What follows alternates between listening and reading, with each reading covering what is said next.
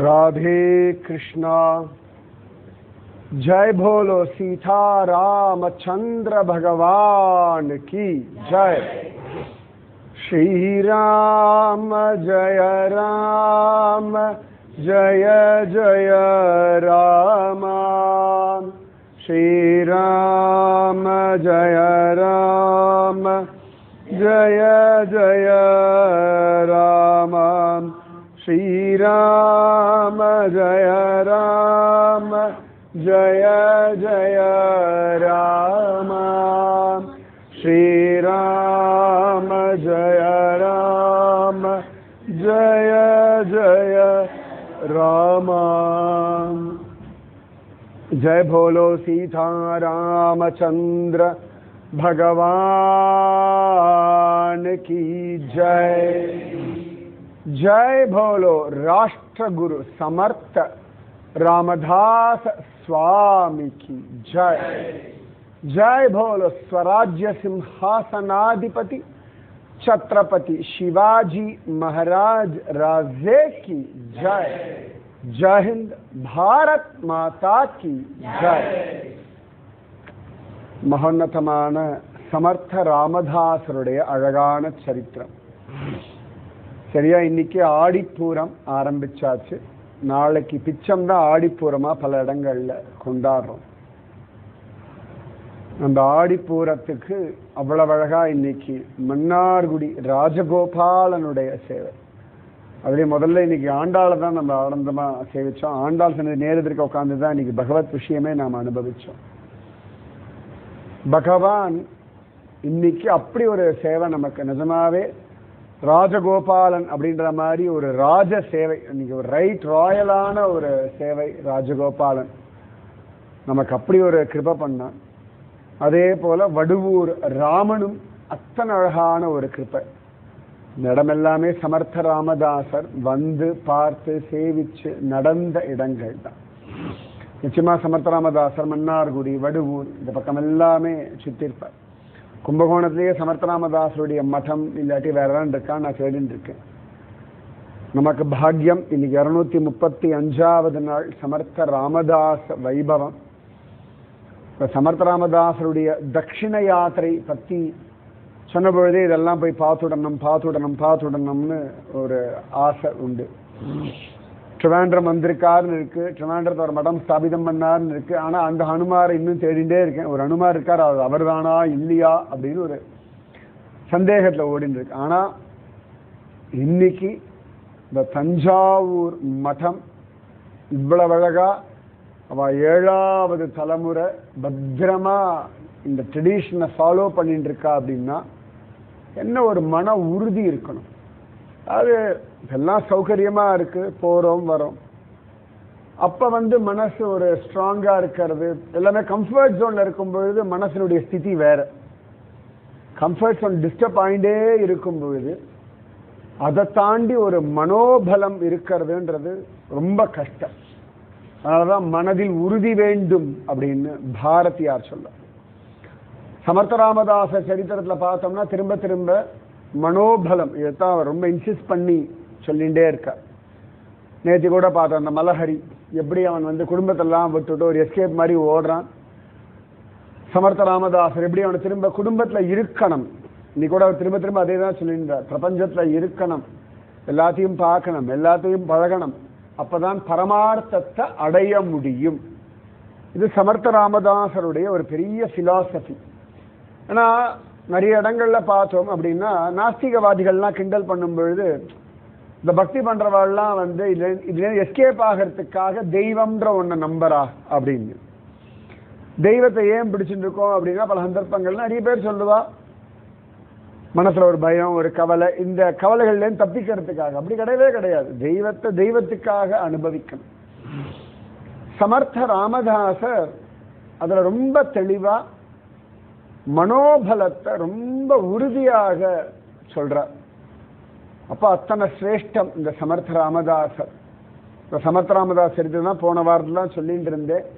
இந்த சதி பாய் அவளுடைய விஷயம் எப்படி அவள் சமர்த்த ராமதாச ஸ்ரீராம ஜெயராம ஜெய ஜெய ராம சொன்னான்றதுக்காகவே திக்ஷ போட மாட்டேன்னு சொல்றான்.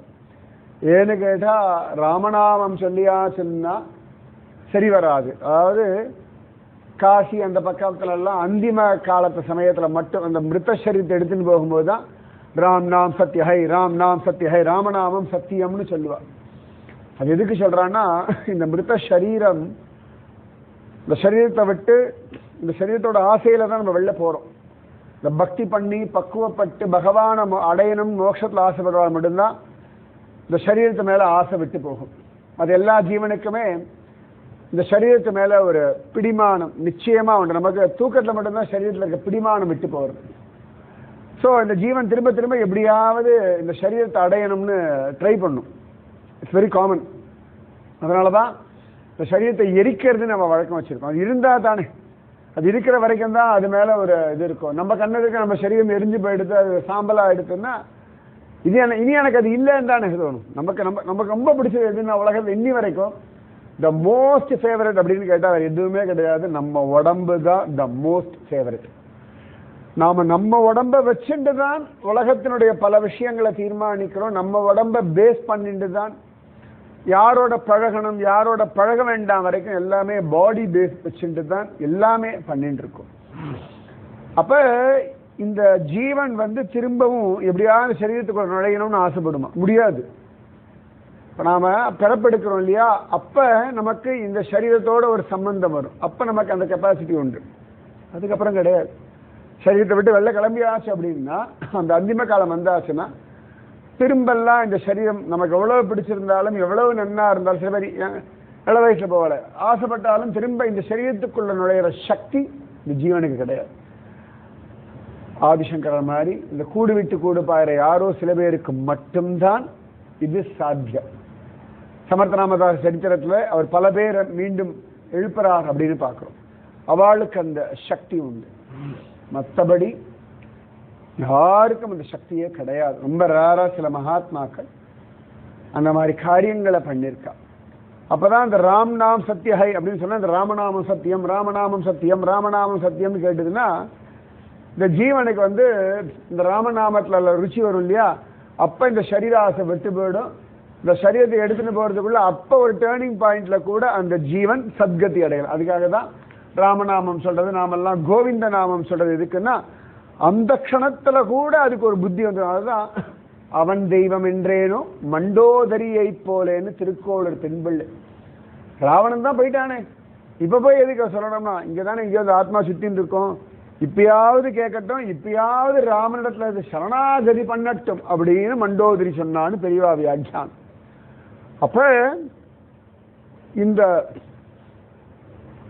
சதிபாய் அவளுக்கு ராமநாமம் அந்த காலத்தை மட்டும்தான் சொல்லணும், சமயத்தை சொல்லப்படாதுன்னு சமர்த்தராமதாசருக்கு பிக்ஷ போட மாட்டேன்னு சொல்ற. அதான் அழகு. ஆனா சமர்த்தராமதாசர் நீ பிக்ஷையே போடலானும் சரி, உன் காதுல ராமநாமம் விழணும், நீ ராமநாமத்தை பிடிக்கணும். குரு ஒரு உபதேசம் பண்றார், எந்த பிரதிபலனும் எதிர்பார்க்காம தான் உபதேசம் நமக்கு. நாமஜபம், ஏன்னா அவர்கிட்ட நாமஜபம் இருக்கு, அவர் பாட்டு ஜபிச்சுட்டு போயிடலாமே. மகாத்மாக்கள் எத்தனை பேரும் எதுக்கு நமக்கு கொடுக்குறா அப்படின்னா நாம நன்னா இருக்கணும், நாம அந்த ஆனந்தத்தை அனுபவிக்கணும், நாம திருப்தியா இருக்கணும், நாம சௌகரியமா இருக்கணும் அப்படின்னு. அந்த மாதிரி சமர்த்தராமதாசர் அவளுக்கு அந்த உபதேசத்தை அவள் ஜபிச்சு ஜபிச்சு அவள் கேட்டு கேட்டு கேட்டு கடைசியில ஒரு சிதியில வாதுகாருக்கு அடில் ஷா கிட்ட நோட்டீஸ் வந்துடுறது, அரெஸ்ட் பண்ணிடுறா. அப்பதான் சமர்த்தராமதாஸ் சொல்ற நிச்சயமா திரும்பி வருவா, அதன் பிறகு நீ ராமநாமத்தை ஜபி அப்படின்னு சொல்ற. அப்படி ஜபிச்ச அந்த சதிபாய், அந்த கணவர், அவளுக்கு பிறந்த குழந்தை தான் இன்னைக்கு நாம போய் பார்த்த பீமராஜ கோஸ்வாமி. இவா அந்த சதிபாயினுடைய பேரன் அப்படின்ற மாதிரி அவ சொல்றா. மகாராஷ்டிராவுடைய பல விஷயங்கள்ல பார்க்கும் பொழுது தெரியல, பிள்ளைன்னு தான் வர்றது. ஆனா இவா அந்த வம்சத்துல வந்தவா, அவ சொல்றத நாம ஏத்துண்டு தான் ஆகணும். எது எப்படியோ சதிபாயினுடைய வம்சத்துல வந்தவர் தான் பீமராஜ கோஸ்வாமி. அவர் கூட சொன்ன சமர்த்தராமதாசரை பார்க்க போனோன்னு என்ன தருவேன்னு கேட்டார். இந்த குழந்தை 5 வயசு குழந்தை நாராயணன் கேட்கறது. இப்போ சமர்த்தராமதாசர் நான் சொல்றத நீ பண்ணா தருவேன்னு சொல்ல, என்ன பண்ண போய் அந்த கணத்துல குதிரான்ட்டு ஒரு 5 வயசு குழந்தைய அதை போய் ஜம்முன்னு போய் குதிச்சு கொடுத்தான். அந்த பீமன் அவ்வளவு ஒரு பராக்கிரமத்தோட அந்த காரியம் பண்ணனால பீமராஜன் அப்படின்னு அந்த குழந்தைக்கு சமர்த்த ராமதாசரே பேர் வச்சார். அவருடைய சித்திரம் தான் நம்ம கடைசியில அந்த ரூம்ல பார்த்தோம். அப்படி உட்காந்துட்டு அவரே வரைஞ்ச ஓவியம். மகாத்மாக்கள் யாரும் தன்னுடைய பிரகடனம் படுத்திக்க மாட்டா. ஒருவேளை இப்படி சொல்ல அந்த காலத்து செல்ஃபி அவர் அவ்வளோ அழகா வரைஞ்சி வச்சிருக்கார். அதுக்கப்புறமா அவருடைய சமர்த்த ராமதாசர் கூடவே அலைஞ்சிருக்கார். அவர் சமர்த்த ராமதாசர் கூடவே இருந்து சிவத்தர்கள் சஜ்ஜன்கள் சமர்த்த ராமதாசர் கூட ஒரு டிராவல். இந்த 5 வயசு பிள்ளை சமர்த்த ராமதாசரோட அவ்வளோ டிராவல் பண்ணிருக்கு. உத்தவ்ஜி கல்யாண் சுவாமிலாம் எப்படி சமர்த்த ராமதாசர் கூட இருந்தாலோ அதே போல இந்த பீமா அவரும் கூடவே இருந்தார். அவர் எழுதின தாஸ் போது தான் நாம் இன்னைக்கு பார்த்தோம். கை பரபரான்னு தொடரணும்னு ஆசை. ஆனா அவ பசங்களே தொடல. அந்த மட்டுப்பட்டியா இருக்கிறவர்கள் அவளுக்கு மட்டும்தான் அதே அவரே குளிச்சுட்டு அவ்வளவு அழகா வந்து அத்தனை அழகா எடுத்து அதுக்கு எவ்வளவு நிஜமாவே பொக்கிஷமா அந்த குழந்தைகளை புதிஞ்சு வைக்கிற மாதிரி.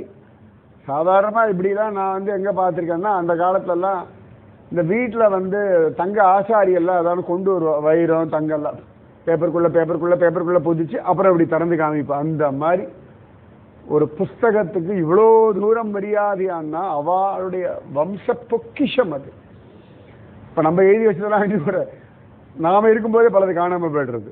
நம்ம போனதுக்கு அப்புறம்லாம் என்ன இருக்குன்னா கேரண்டி கிடையாது. ஆனால் ஒரு 400 வருஷமா ஒரு புஸ்தகத்தை பாதுகாக்க முடியும்னா என்ன ஒரு ஸ்ரத்த இருந்திருக்கும். அவள் வாழ்க்கையில் அவ்வளவோ கஷ்டங்கள் போராட்டங்கள் சவால்கள் வந்திருக்கும். ஆமாம், அப்போ இதை வச்சு என்னத்தை பண்ணுறதுன்னு யாருக்கும் தூக்கி கொடுக்கலையே. அதை பத்திரப்படுத்தி வச்சுண்டு இன்னி வரைக்கும் வச்சுண்டு அதுக்கு 7 பட்டு துணியை போட்டு மூடி பொதிஞ்சு வச்சு என்ன முத்து முத்தா அந்த பீமசுவாமி எவ்வளவு அழகா எத்தனை ஸ்ரத்த இருக்கணும். இவர் எழுதும்போது சமர்த்த ராமதாசர் பக்கத்தில் உட்காந்து பார்த்துருக்காரு. ஒழுங்கா எழுதுறானான் சமர்த்த ராமதாசர் செக் வச்சுட்டே இருப்பார். குரு எப்பொழுதுமே அவங்களை அப்படி ஒரு செக்லிஸ்ட் வச்சுட்டு தான் இருப்பார். ரொம்ப ரிலாக்ஸாக விட்டுட்டு நினைக்கப்படாது. சரியா? ஒரு செக்லிஸ்ட்ல என்னைக்குமே உண்டு எல்லாம். ஏன்னா மனுஷ மனசு தானே, இந்திரியங்கள் மனசெல்லாம் அது இஷ்டத்துக்கு தான் போகும். அதை பத்திரப்படுத்துறது தான் பெரிய காரியம். விட்டா அது போயிடுச்சுன்னே தெரியாது.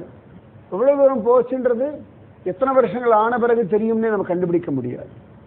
விஸ்வாமித்திரருக்கு அப்படிதான் அவர் மனசு எங்கெல்லாமோ ஓடுறது. ஓடி முடிச்சு நஷ்டப்பட்ட பிறகுதான் ஓ அப்படின்னு தெரியும். அதுக்கு முன்னாடி காப்பாத்துறதுதான பெரிய காரியம். அந்த காரியத்தை சமர்த்த ராமதாசர் ஒரு பக்கம் அழகா கல்யாண் சுவாமி அவர் எழுதுவார், இன்னொரு பக்கம் இவர் எழுதியிருப்பாராம். அதை எழுதிட்டு அதுக்கப்புறமா சமர்த்த அவர் எழுதினதை வாசிக்கணும், வாசிச்சதை மெமரைஸ் பண்ணணும், வாசித்து அடுத்த வாளுக்கு சொல்லி தரணும். இது அதாவது அங்க எழுதுறது சமர்த்த ராமதாச சம்பிரதாயத்துல எழுதுறதுக்கு நேரங்கள் உண்டு. டெய்லி இவ்வளவு நேரம் எழுதியே ஆகணும். இன்னும் கூட சச்சங்கள் அப்படி வச்சுனா எனக்கு டெய்லி எழுதியே ஆகணும். டெய்லி காத்தால 108 எழுதி ராதேகிருஷ்ணன் எழுதி காமிச்ச பிறகு வண்டியில ஏற்றுவேன். சாயங்காலம் ரூமுக்கு வந்ததுக்கு அப்புறம் 108 எழுதின பிறகு ரூம் சாவி தருவேன். நானே தேர மாட்டேன், நானே எழுதுறது இல்லையே, எழுதினாதானே சொல்றதுக்கு. அதனால பயப்பட வேண்டாம். சமர்த்த ராமதாசர் இந்த காலகட்டத்தில் அப்படி ரூல் வச்சுட்டு இருந்தார். எழுதி எழுதி எழுதி எழுதி எழுதி பிரதி எடுப்பாளாம். அழகா எழுதணும், அதை வாசிக்கணும், அதை தியானம் பண்ணணும். அந்த தாச போதம் அவ்வளவு விஷயங்களையும் இந்த பீமராஜ கோஸ்வாமி அத்தனை ஸ்ரத்தையோட எழுதி. இதெல்லாம் நடந்தது மகாராஷ்டிரால ஷஹாப்பூர். அங்கதான் எல்லாமே நடந்தது. அந்த அம்மாவுக்காக தான் சமர்த்த ராமதாஸ் அவர் சாப்பிடவே இல்லைன்றதுக்காக தான் அவளுக்காக ஒரு மாருதியை பிரதிஷ்டை பண்ணி இந்த மாருதிக்கு ஆராதனை பண்ணி சாப்பிடுன்னு சொல்ல, எவள் சமர்த்த ராமதாசருக்கு சாப்பாடே போட மாட்டேன் பிக்ஷையே போட மாட்டேன்னு சொன்னாலோ அந்த சமர்த்த ராமதாஸ் உபயோகப்படுத்தின பிக்ஷா பேக்ல தான் இன்னைக்கு நாம பிக்ஷா வந்தனமா பைசா போட்டோம். அது சமர்த்த ராமதாசர் தோல்ல மாட்டிண்டு அந்த அம்மா வீட்டு வாசல்ல நின்று ஜெய ஜெய ரகுவீர சமர்த்த அப்படின்னு சொல்லி ஸ்ரீராம ஜெயராம ஜெய ஜெயராம அப்படின்னு அந்த சாதாரண அந்த 5 முகம் நல்ல பஞ்சமுகி உஞ்சவிருத்தி பேக் அது. சரியா? பஞ்சமுக்கினால அல்ல, இப்படி ஒரு கைவிடலாம், அப்படி ஒரு கைவிடலாம், அப்படி ஒரு கைவிடலாம், நிறைய விஷயங்கள். அத அக்ஷதை எடுக்கிறதுக்கு தனி ஒரு அல்ல ஒரு தனி ஒரு இது இருக்கும். ரைட்டா? இந்த பிக்ஷை போடுறதுக்கு அந்த மாதிரி 5 அறைகள் அதுக்குள்ள பஞ்சமுக்கின்னு அதுக்கு பேர். சமர்த்த ராமதாசருக்கு ஸ்வயம் தத்தாத்திரேயரே கொடுத்த ஒரு பேக் அது. 400 வருஷம் இல்லையா ஃப்ரெஷ்ஷாக இருந்தது பேக் அப்படின்னு நினைச்சோம்னா, அது உள்ளுக்குள்ள அந்த பழைய பேக் இருக்கும் இல்லையா, அது மேல துணியை தைச்சு அப்படியே ப்ரிசர்வ் பண்ணி பத்திரமா அதை வச்சுட்டு இருக்கா. இன்னி வரைக்கும் அந்த பேகை வச்சுண்டு அந்த உஞ்சவர்தி எல்லாருக்கும் தத்தாத்திரேயர் தெரியும். அத்ரி அனசுயா, நாங்கெல்லாம் அந்த அத்ரி அனசுயாலாம் அப்படி ஏறினோம், அப்படி ஏறி இறங்கிட்டு வந்தோம். அந்த தத்தாத்திரேயர் எவ்வளோ பெரியவர், எவ்வளோ பேருக்கு அவர் தான் குரு. அந்த தத்தாத்திரேயர் சமர்த்த ராமதாசருக்கு பிரத்யக்ஷமா கொடுத்த ஒரு பேகு, அந்த உஞ்சவிருத்தி பேகு. அதை பீமசுவாமிக்கு சமர்த்த ராமதாசர் கொடுத்தார். அதெல்லாம் ஒரு கௌபீனம் கொடுத்தார். சிலதெல்லாம் சமர்த்த ராமதாசர் கொடுத்ததுல இதெல்லாம் அங்க இருக்கு.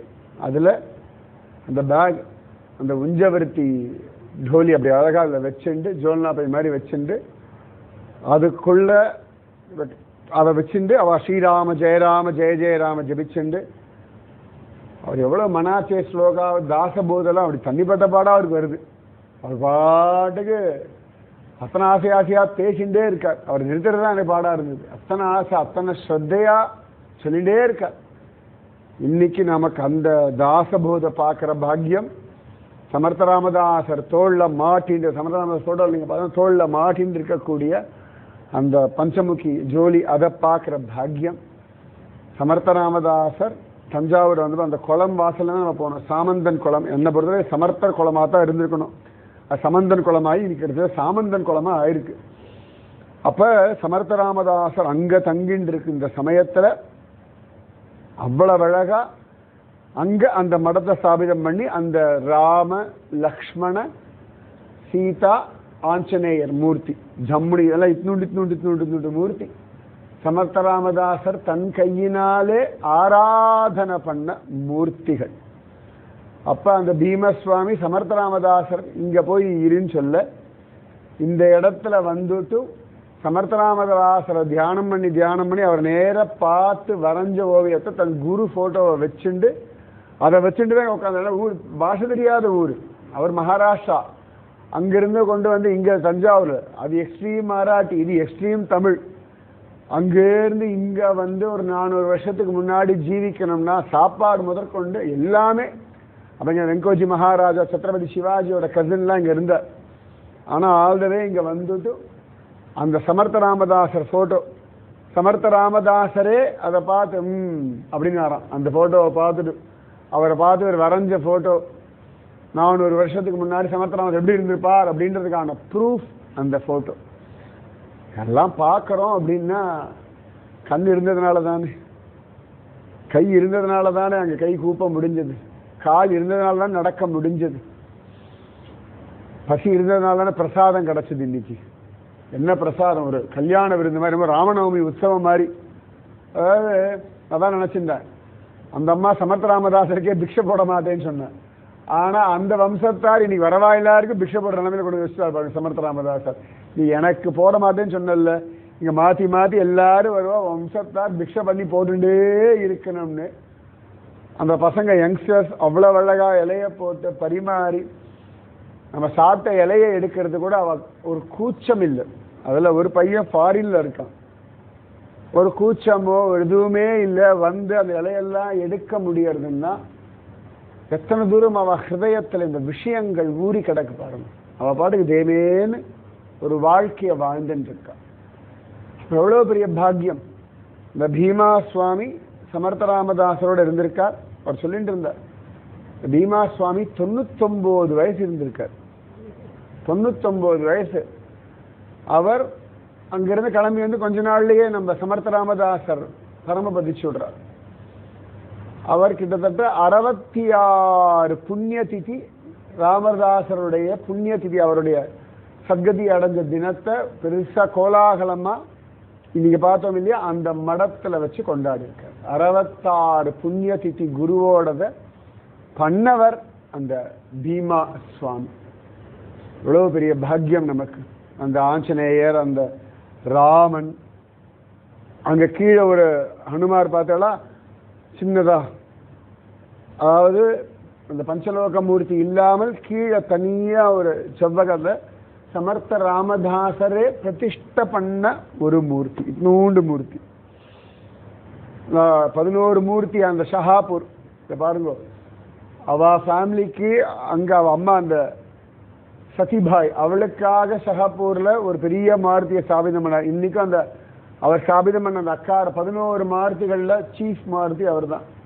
அங்க அப்படின்னா இங்க இந்த பிள்ளைக்காக பீமா சுவாமிக்காகவே இங்க ஒரு குட்டி மாருதி, அந்த மாருதியை வச்சுண்டு அந்த தாஸ்போதை வச்சுண்டு அந்த ராம லக்ஷ்மண சீதை ஆஞ்சநேயரை வச்சுண்டு அழக அவ பாட்டுக்கு ஒரு வாழ்க்கையை வாழ்ந்துருக்கா. அப்படின்னா எத்தனை தூரம் அவளுக்கு அந்த ராமன் நாமத்துல ஜபம். இன்னைக்கு அவள்கிட்ட அவ்வளவு தூரம் நான் கேட்டேன்.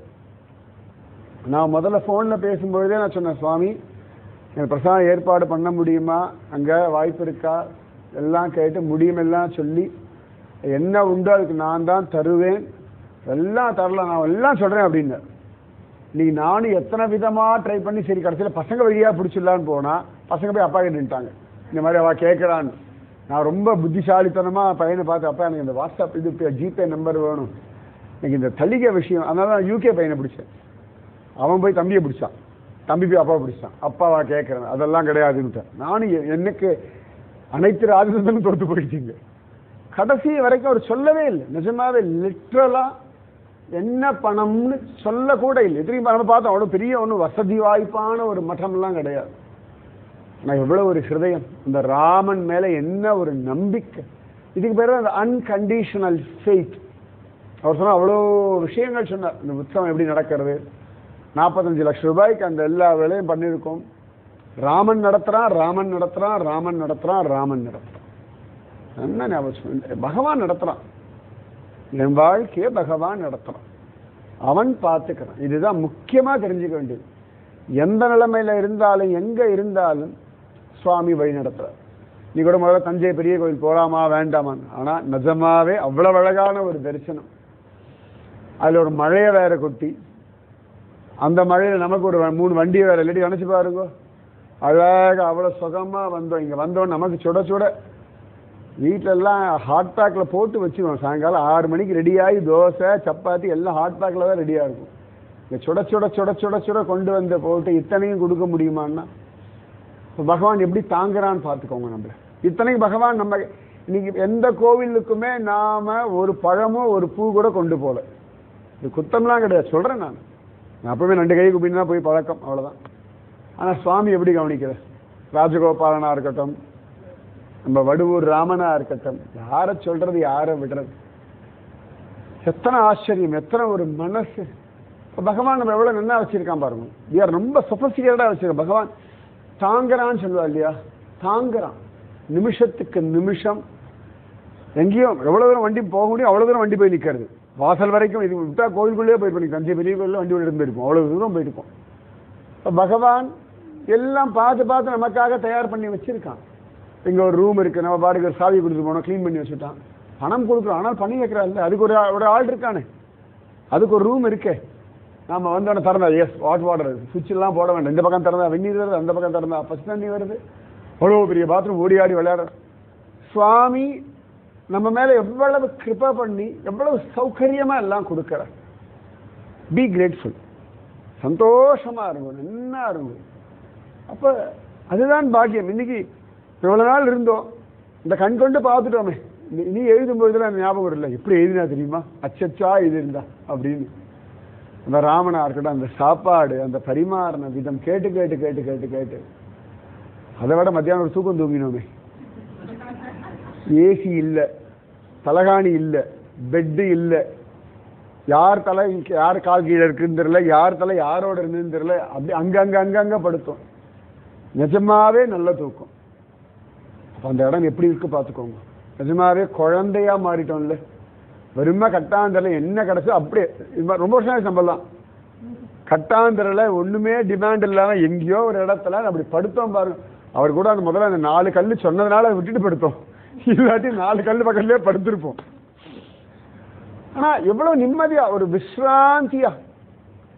நிஜமாவே சமர்த்தராமன் எல்லாம் படுத்துக்கோங்க, குழந்தைகளா படுத்துக்கோங்க, ரிலாக்ஸா இருங்க. அந்த ராமன் நான் இருக்கேன் நிம்மதியா தூங்குன்னு நம்மளை தூங்க வச்சான். நிஜமாவே இதெல்லாம் நான்லாம் அப்படி படுக்கிற ஆசாமே கிடையாது. படுத்தாலும் படுத்தே படுத்தேன். ஏன்டா நான் சமர்த்த ராமதாசன் படுத்த ஒரு இடம் அது. இந்த ராமன் அங்க இருக்கான். அப்ப எவ்வளவு பேருக்கு எவ்வளவு அனுபவம் கிடைச்சிருக்கும். நீங்க நமக்கு ஒரு 1/2 மணி நேரம் அந்த இடத்துல உரிமையோட சொந்த காலத்துல கூட போய் இப்படி படுக்க முடியாது நிஜமாவே. ஆனா இன்னைக்கு அங்க ஒண்ணுமே இல்லை, வெறும் அப்படி படுத்தோம். எத்தனை ஒரு ஆனந்தம், எத்தனை ஒரு சமாதானம். இன்னைக்கு அங்க இருந்த பொழுது நம்ம எதை பத்தியுமே கவலைப்படலையே, எதை பத்தியுமே யோசிக்கல இல்லையா. அந்த சமாதானம், அந்த சாந்தி, அந்த நிம்மதி, அந்த திருப்தி எப்பொழுதுமே இருக்கட்டும். இந்த பீமா சுவாமி போல ஞானமும் வைராக்கியமும் அந்த நாம ஜபமும் எப்பொழுதும் உங்களுக்கும் உங்கள் குடும்பத்தாருக்கும், நேர கேட்கிறவாளுக்கும் சரி, அப்புறம் வாட்ஸ்அப்ல கேட்கிறவாளுக்கும் சரி, எல்லாருக்கும் இன்னைக்கு போன அந்த சமர்த்த ராமதாசருடைய பீமராஜ கோஸ்வாமி மடத்தினுடைய பரிபூர்ண ஆசீர்வாதங்கள் உங்களுக்கும் உங்கள் குடும்பத்திற்கும் உங்கள் வம்சத்திற்கும் என்னைக்கும் உண்டு. இது கேரண்டியா. இது பல காலங்கள்ல ஒவ்வொரு காலகட்டத்தில் உங்களுக்கு புரியும். இன்னைக்கு அவர் சொன்னார், என்ன வேணுமோ பிரார்த்தனை பண்ணிக்கோங்க.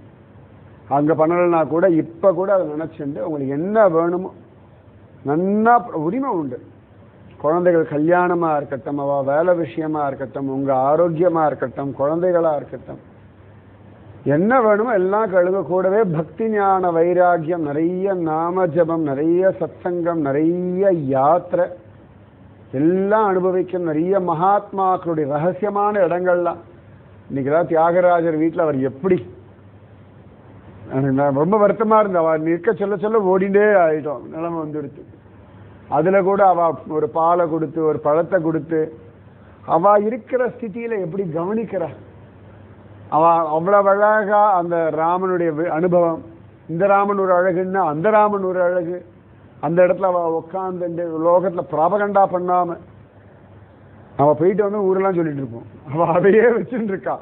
250 வருஷமா அந்த ராமனை வச்சுண்டு புகைப்படம் எடுக்காதீர்கள், போட்டோ எடுக்காதீர்கள், வீடியோ கேட்டு பார்த்தேன். நீங்க தானே வச்சிருப்பேல இல்லைன்னு. நமக்கெல்லாம் பரபரப்பரான்றது இருக்கிற மொபைலுக்கு.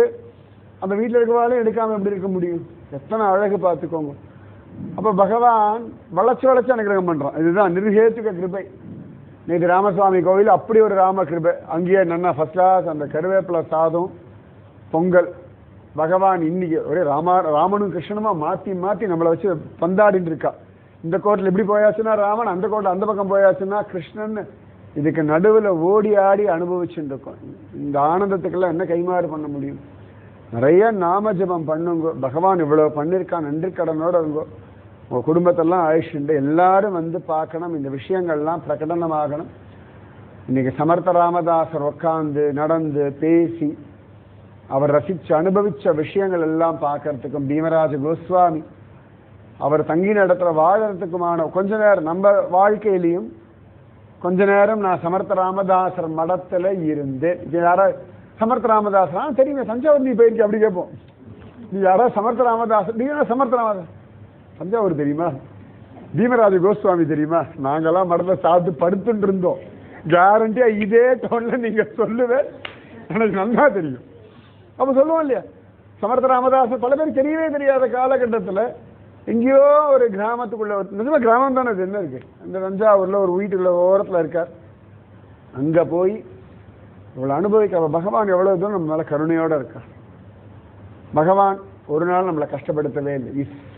அவ்வளவு தூரம் கிரேட்ஃபுல். அவ்வளவுதான், பி கிரேட்ஃபுல். கருணா வருஷம் இல்லையா, கருணை வர்ஷிக்கிறது, லிட்டரலா வர்ஷிக்கிறது. இதெல்லாம் குட்டியா பார்த்தா தஞ்சை பெருவுடையார் அப்படி பிரம்மாண்டமா இருக்கார். நிஜமாவே இதெல்லாம் இத்துண்டு. அவருக்கு போடுற வில்வத சைஸ் கூட கம்மியா இருக்கா. அந்த மூர்த்தி நம்ம பார்த்த மூர்த்தி எல்லாம் இதோ வடுவூர் ராஜகோபாலனை கிருஷ்ணா, வடுவூர் ராமனையும் மன்னார்குடி ராஜகோபாலனையும் தஞ்சை பெருவுடையார் பக்கத்துல நிக்க வச்சா 2 குழந்தையாத்தான் இருக்கும். எத்தனை பிரம்மாண்டமான ஒரு லிங்கம், என்ன ஒரு கோவில். இந்த மினியேச்சர் சைஸ்லயும் பக்தி உண்டு, பிரம்மாண்டமான பக்தியும் உண்டு. எல்லாத்துலயும் தெய்வம். அனுபவிக்க முடியும்ன்றது அத்னூண்டு ஒரு வீடு, அது இத்னூண்டு ஒரு கோயில் ஆழ்வார், அதுல இத்னூண்டு ஒரு ராமன். இவ்வளவுதான் இந்த ராமன். தியாகராஜர் ஆராதனை பண்ண ராமன் இவ்வளவுதான் இருந்தான். கரெக்டா கட்டவர்களோட கொஞ்சம் பெருசா இருந்திருப்பான். இவனும் இத்னூண்டு தான். அதே ராஜகோபால் இவ்வளவு பெருசுக்கு இருக்கான்றா. வடுவூர் ராமன் அவன் அப்படி இருக்கான்னா, தஞ்சை பெருவுடையார் அவர் சைஸுக்கு எங்கேயுமே நாம இல்லை. ஓரத்துல நின்னா கூட காத்து தள்ளுறது. அந்த கோவில ஏதானும் ஒன்னத்தோட நம்ம ஒப்பிடுற மாதிரி ஏதானும் ஒரு வசதி சொல்லுங்க, நாம இட்னூண்டு இருக்கும். அது எல்லாமே நந்தியே அப்படி பார்க்க, அவர் நாக்கி அவ்வளவு பெருசு இருக்கு. பக்கத்துல போட முழுங்கிட்டு வரணும்ல, புல்லு நடந்து சாப்பிட்டு வர அவ்வளவு பெருசு இருக்காரு நந்தி. எத்தனை ஒரு பிரம்மாண்டம் பாருங்க. இத்தினூண்டுக்குள்ளேயும் அவ்வளோ பெரிய பக்தி, இவ்வளோ பிரம்மாண்டத்திலையும் பக்தி. இப்ப நம்ம பெரியவா எல்லாம் நம்ம கொடுத்துருக்கா. என்ஜாய் பண்ணுவோம், அழகா இதை ரசிப்போம், அடுத்த தலைமுறைக்கு கொண்டு போய் கொடுப்போம். இந்த ஆனந்தம் அப்படியே விருத்தி ஆகட்டும். ஸோ நாளைக்கு மீதி விஷயம். நாளைக்கு முதல்ல சுவாமி மலை தான் போய் பார்க்குறோம். முருகனை போய் பார்த்துட்டு தான் அடுத்த வேலைகள். சரியா? ஸ்ரீராம ஜய ராம ஜய ஜய ராம, ஸ்ரீராம ஜய ராம ஜய ஜய ராம.